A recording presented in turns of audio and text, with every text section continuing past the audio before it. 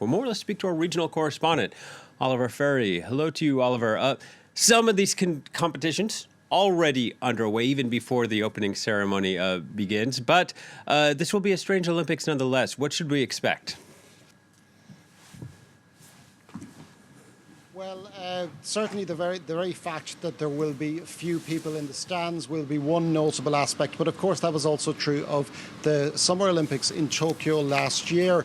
It has to be said that Beijing is not traditionally a winter sports capital. Beijing itself rarely gets that much snow. It's very cold, but also quite dry and arid. So, as you said, there are a number of venues that have to have artificial snow put in order to bring it up to competition level. The games themselves look to be quite interesting. The Winter Olympics, unlike the summer ones, are not always dominated by the same countries. Norway topped the medal table 4 years ago in South Korea, but they are currently facing problems with a number of their major stars out with COVID. There's also a keenly awaited battle in figure skating, in men's figure skating, with the two-time champion Yuzuru Hanyu of Japan facing off against the hotly tipped American opponent Nathan Chen. And also China is hoping to get in on the medals too.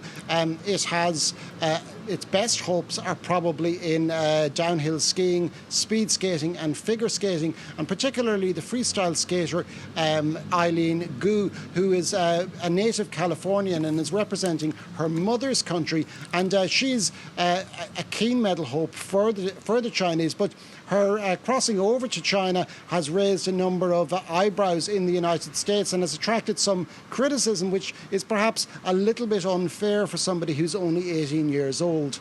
Yeah, and Oliver, Beijing becomes the first city to host both the Winter and the Summer Olympics. How do these games compare to those of 2008?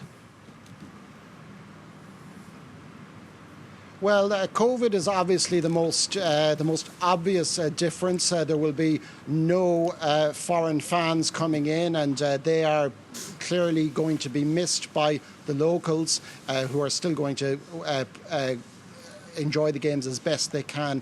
Anyway, it should also be said that back in 2008, human rights abuses were certainly not far from the door in Beijing, but an awful lot of people, including normal critics of China, were happy to look the other way. And in China itself, there was generally a greater welcoming and probably more patriotic fervour around the games. Even in places like Hong Kong, were quite happy to weigh in behind the games. They even hosted the equestrian events, and also pro-democracy figures were quite happy to support the games too, including Denise Ho, the pro-democracy cantopop singer who played at an Olympic concert back then.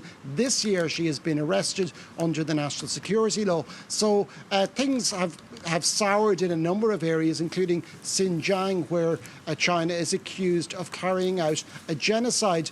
Not everyone on the periphery of China is really as enamoured of the games as they were 14 years ago. But within China itself, they are still certainly very, very patriotic and looking forward to these games, even if the Winter Olympics, winter sports in general, are not as popular on the Chinese mainland as the Summer Games would be, or they would be elsewhere in the world. But China will be hoping to improve its best ever Winter Olympics record, which was Vancouver in 2010, when they took home 11 medals.